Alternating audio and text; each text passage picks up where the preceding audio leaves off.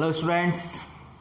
तो आज हम आपके लिए लेकर आए हैं रेजिस्टेंस ऑफ अ कंडक्टर और उससे रिलेटेड न्यूमेरिकल्स का लेक्चर। तो जैसा कि मैंने लास्ट लेक्चर में कहा था कि नेक्स्ट जो लेक्चर होने वाला है वो न्यूमेरिकल्स पर बेस्ड होगा। तो न्यूमेरिकल शुरू करने से पहले एक बार नज़र मार लेते हैं रेजिस्टेंस की बेसिक थ्योरी पर। तो रेजिस्टेंस का हमने फॉर्मूला निकाला था R = रो एल अपॉन ए, जहाँ पर L का मतलब लेंथ ऑफ वायर जिसको हमेशा लेना है मीटर्स में, ए है क्रॉस सेक्शनल एरिया जिसको लेना है मीटर स्क्वायर्स में, और रो का मतलब है रेजिस्टिविटी जिसकी ऐसा यूनिट होती है ओम मीटर। ठीक है, तो रेजिस्टिविटी के ऐसा यूनिट ओम मीटर कैसे आई, तो जरा इस फॉर्मूले को हम देखते हैं, रीअरेंज करें तो ए का क्रॉस मल्टीप्लाई किया, एल का डिवाइड किया, तो रेजिस्टिविटी का फॉर्मूला बनेगा यहाँ से RA/L। अब रेजिस्टेंस की यूनिट होती है ओम, एरिया की यूनिट मीटर स्क्वायर और लेंथ की मीटर, तो मीटर से स्क्वायर कैंसिल हुआ तो रेजिस्टिविटी की यूनिट बनी हमारे पास ओम मीटर। ठीक है, ओम मीटर। तो इस फॉर्मूले की हेल्प से हम किसी भी वायर का रेजिस्टेंस या रेजिस्टिविटी कैलकुलेट कर सकते हैं, फाइंड कर सकते हैं। अब यहाँ पर तीन वर्ड्स मैंने लिखे हैं, रेजिस्टर, रेजिस्टेंस एंड रेजिस्टिविटी। इन तीनों में क्या डिफरेंस है, क्या मीनिंग है, बहुत कंफ्यूजन रहता है इन तीनों में, तो देखेंगे एक बार। Resistor is a physical object which provides resistance. Electrical device है, एक तरह से डिवाइस है रजिस्टर, डिवाइस का नाम है जो रेजिस्टेंस प्रोवाइड करता है। फोटो बनाई हुई है मैंने यहाँ पर, इसकी मार्केट में मिलता है इस तरीके से, आपने देखा भी होगा सर्किट्स में लगा हुआ है इसको। यहाँ पर कलर कोडिंग रहती है इसके ऊपर, कलर कोडिंग को रीड करके हम कितना ओम का रेजिस्टेंस है ये फाइंड कर सकते हैं। तो रजिस्टर एक फिजिकल ऑब्जेक्ट है जो रेजिस्टेंस प्रोवाइड करता है। रेजिस्टेंस क्या है?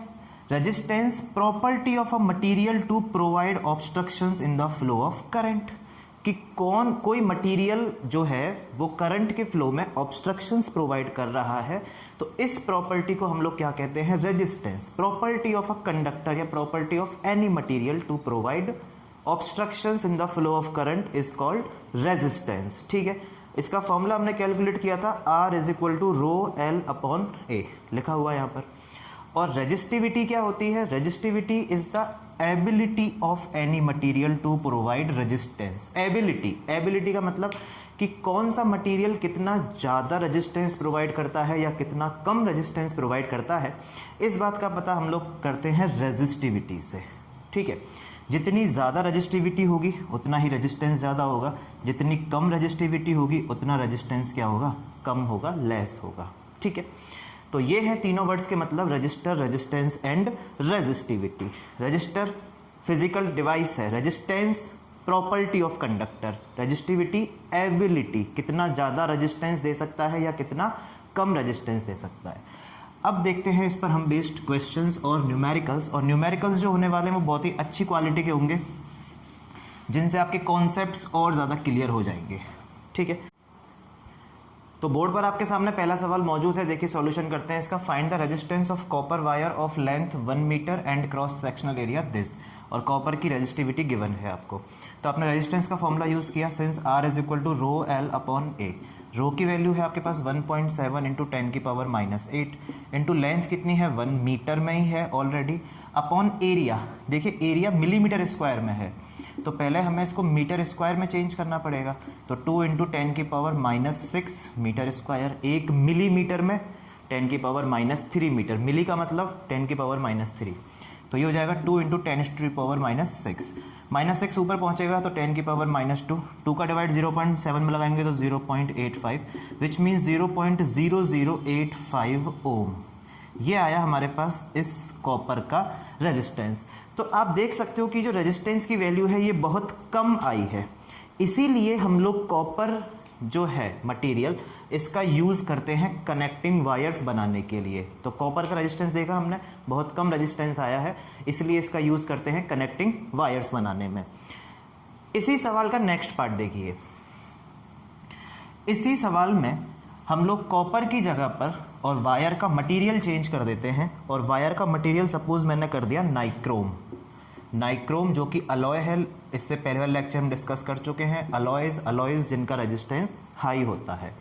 तो नाइक्रोम जो होता है मटेरियल, उसका रेजिस्टेंस आपके पास होगा 100 इंटू 10⁻⁻6 ओम मीटर। रेजिस्टिविटी उसकी 100 इंटू 10⁻⁻6। इसका रेजिस्टेंस फाइंड करके देखते हैं कितना आता है। तो फॉर्मूला वही है, रो एल अपॉन ए। हमने लेंथ और एरिया सेम रखा उस वायर का, सिर्फ रेजिस्टेंस चेक कर रहे हैं कि किस तरह से चेंज होगा। तो रेजिस्टिविटी 100 इंटू 10 की power -6, length 1 metre divided by area भी सेम रखा 2 इंटू 10 की पावर -6। तो 2 से ये 50 टाइम्स कैंसिल, 50 10 की पावर -6 से 10 की पावर -6 कैंसिल, तो रेजिस्टेंस आया 50 ओम। इससे पहले वाले का रेजिस्टेंस कितना आया था 0.0085। तो आप देख सकते हो कॉपर का रेजिस्टेंस कितना कम था, नाइक्रोम का रेजिस्टेंस उसके कंपैरिजन में बहुत ज़्यादा है। तो इस तरह के वायर्स को हम लोग वहाँ यूज़ करते हैं जहाँ हमें रेजिस्टेंस की रिक्वायरमेंट होती है, जहाँ पर वोल्टेज ज़्यादा है और हमें करंट को कम करना है, तो वहाँ पर हम लोग रेजिस्टेंस यूज़ करते हैं, इस तरह के वायर को यूज़ करते हैं। इसके बाद देखिए इसी में एक और मटेरियल चेंज करता हूँ मैं। तो रो जो है नाइक्रोम की जगह पर इस बार हम एक मटेरियल होता है हमारे पास इबोनाइट। अभी आप इसका जब रेजिस्टेंस निकालोगे तो इसका भी वर्क बताऊंगा कि इबोनाइट का यूज़ कहाँ करते हैं। तो इबोनाइट की रेजिस्टिविटी होती है हमारे पास 10⁻16 ओम मीटर, ठीक है।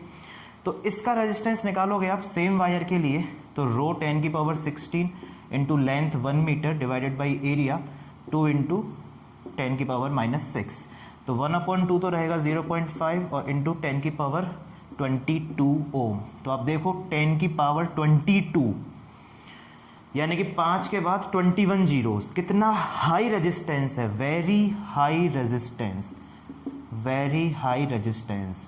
तो इस मटेरियल का यूज़ हम लोग करते हैं इंसुलेटिंग कोटिंग बनाने में, इंसुलेटर कोटिंग बनाने में। जैसे वायर्स के ऊपर जो कोटिंग होके आती है, प्लास्टिक की भी होती है, लेकिन जो मेन लाइन के वायर्स होते हैं, जो लट्ठे पर मेन लाइन के इलेक्ट्रिसिटी पोल्स के ऊपर मेन लाइन वायर होते हैं, उनके ऊपर इबोनाइट की कोटिंग होती है, रेजिस्टेंस बहुत ज़्यादा हाई है, इंसुलेटिंग कोटिंग करने के काम में आता है ये मटीरियल। तो इस तरह से आपने देखा कि रेजिस्टिविटी से रेजिस्टेंस किस तरह से चेंज होता है। अब देखिए इस पे और बेस्ड क्वेश्चंस।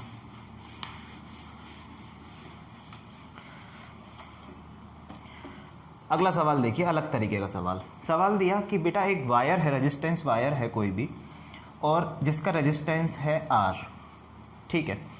इसको इक्वल 4 पार्ट्स में डिवाइड कर दिया आपने, इसको कट करके और इसके 4 पार्ट कर दिए, तो find resistance of each part, ठीक। अब आपने बोला कि सर 4 इक्वल पार्ट्स में किए हैं तो चारों की लेंथ तो क्या होगी, सेम होगी, चारों की लेंथ सेम होगी। इनिशियल लेंथ को अगर मैं L मान लेता हूं तो अब लेंथ कितनी हो गई, L/4 L/4 L/4 L/4। हमने बोला कि resistance is directly proportional to length, पहला रिलेशन R प्रोपोर्शनल L।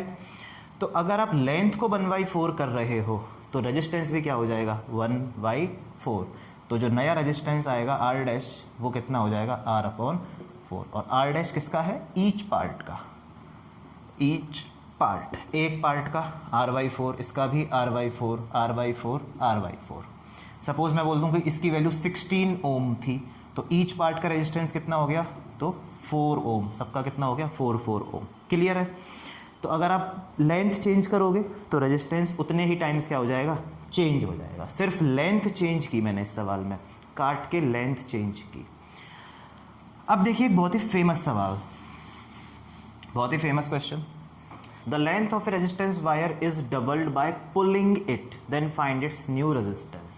एक वायर है, उसको पुल करके उसकी लेंथ को डबल कर दिया तो रेजिस्टेंस बताना है नया। तो हमने मान लिया कि स्टार्टिंग में इनिशियली कि एक वायर था जिसकी लेंथ है L और क्रॉस सेक्शनल एरिया है A। ये जो क्रॉस सेक्शनल एरिया है वो A है। इसको पुल करके इसकी लेंथ को हमने डबल कर दिया, डबल, ठीक है। तो पहले इसकी लेंथ L थी, तो अब इसकी जो लेंथ है वो हमारे पास कितनी हो जाएगी 2L, ठीक। लेकिन लेंथ को डबल करने से आप खुद सोचिए कि जब आप वायर को स्ट्रेच करके लेंथ डबल करोगे, स्ट्रेच करोगे, तो वायर पतला भी होता जाएगा। कैसा होता जाएगा, पतला भी होता जाएगा। स्ट्रेच करोगे तो वायर पतला होगा, पतला होगा तो क्रॉस सेक्शनल एरिया चेंज होगा। तो पहले एरिया A था, तो अब एरिया कितना हो जाएगा, तो आपने लेंथ को डबल किया है तो एरिया कितना हो जाएगा बेटा आपके पास A/2। क्यों, क्योंकि जब भी हम किसी भी शेप को रिकास्ट करते हैं तो उसका वॉल्यूम हमेशा क्या रहता है, सेम रहता है। कॉन्सेप्ट क्या है कि initial volume equal to final volume. तो initial volume area into length is equal to final volume. तो सपोज हमें नया एरिया नहीं पता, A डैश मान लिया, और फाइनल लेंथ कितनी है 2L। तो L से L कैंसिल हुआ तो नया एरिया कितना हो गया, A/2।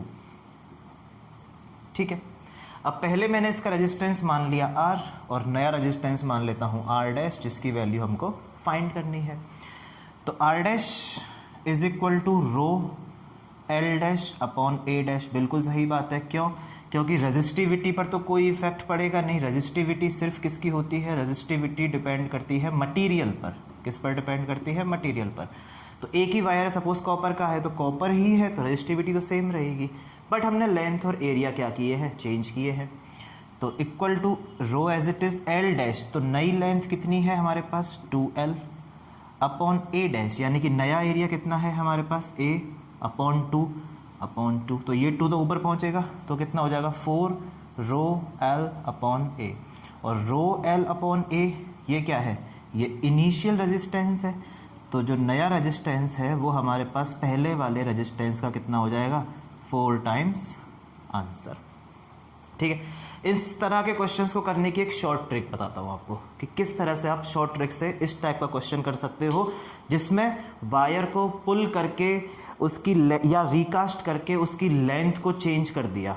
तो शॉर्ट ट्रिक आप डायरेक्ट याद रखोगे कि जो नया रेजिस्टेंस होता है R' इक्वल टू होता है N² R। ये इसकी ट्रिक है डायरेक्ट।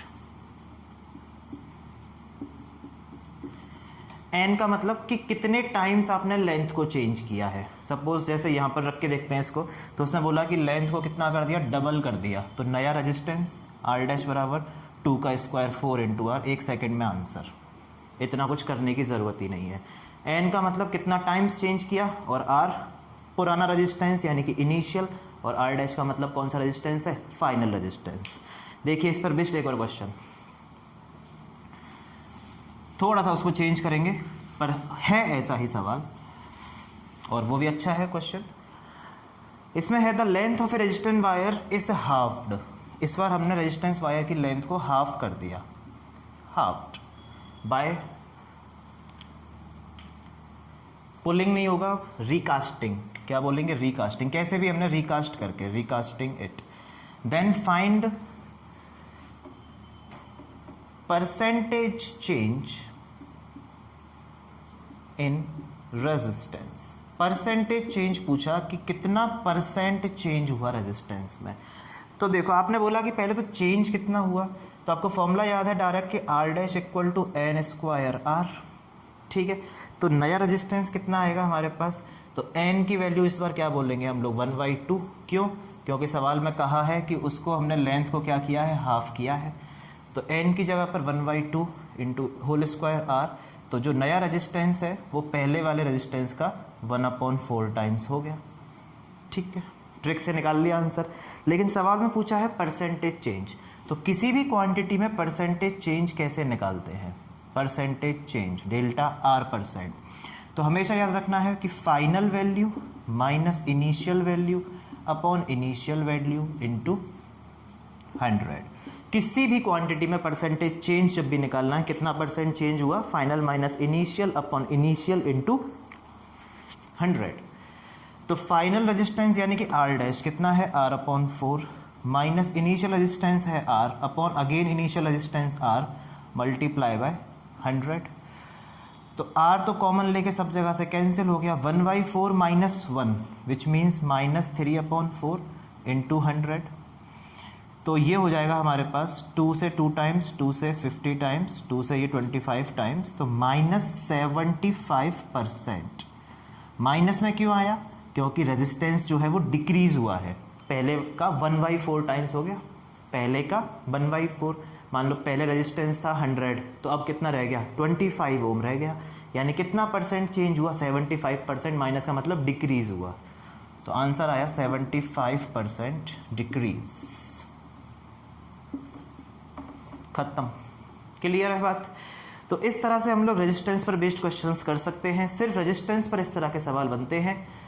इसके बाद हम लोग नेक्स्ट लेक्चर में पढ़ेंगे series and parallel combination of resistance, और वहां पर हमारी बात होगी सर्किट्स की। तो बहुत ही अच्छा लेक्चर होने वाला है, अगला लेक्चर जरूर देखें वीडियो को। तब तक पढ़ते रहें, घर पर प्रैक्टिस करते रहें। All the very best.